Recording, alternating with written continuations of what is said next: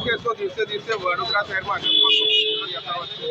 આ વડોદરા શહેરનો લાલકોટ વિસ્તાર છે ને, અત્યારે અહીંયા અકસ્માત થયો છે. 4 વ્હીલર વાળાએ સાયકલ વાળાને ઠોકી દીધી છે.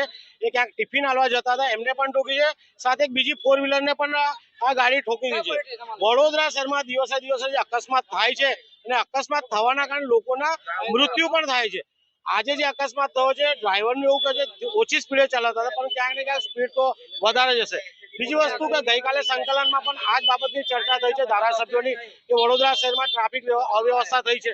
તો સંકલનની બેઠક થઈ, એમાં પણ નિર્ણય લેવાથી હવે ક્યાંક ને ક્યાંક ટ્રાફિક વ્યવસ્થાનું સ્થાન વડોદરા શહેર પોલીસ કમિશનર યોગ્ય કરવું પડશે.